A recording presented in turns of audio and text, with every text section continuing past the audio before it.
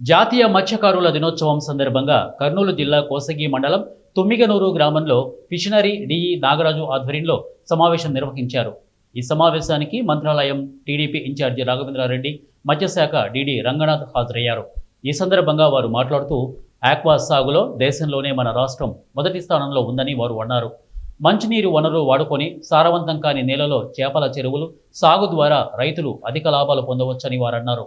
ముఖ్యమంత్రి చంద్రబాబు నాయుడు సంక్షోభంలో ఉన్న ఆక్వా రంగాన్ని ముందుకు తీసుకువెళ్లాలనే ఉద్దేశంతో ఆక్వా సాగు చేస్తున్న రైతులకు ప్రోత్సహించేందుకు వారికి సబ్సిడీ కింద విద్యుత్ ఛార్జీలు తగ్గిస్తూ ప్రభుత్వం ప్రోత్సహిస్తోందని వారు తెలిపారు.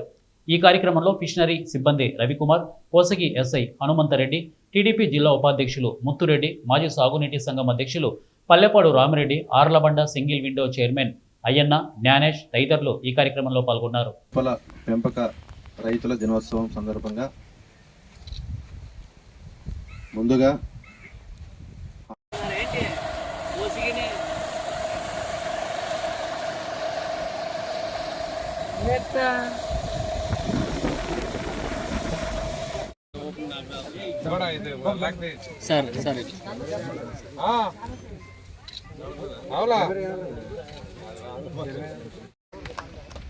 చేపలు రోహు కట్ల సార్, రోహు కట్ల ఈ మధ్య కొంచెం రూపచంద్ర కూడా పెంచుతున్నాం సార్, అది కూడా బాగానే ఉంది సార్.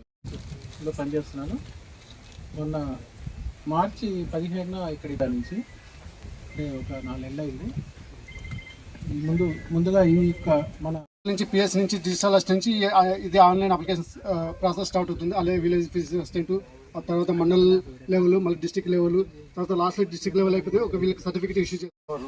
అంటే ఆన్లైన్ అప్లికేషన్ ఇప్పుడు ఈ చెరువులకు మనం ఏమైనా ఆన్లైన్ అప్లికేషన్ పెట్టాలంటే కదా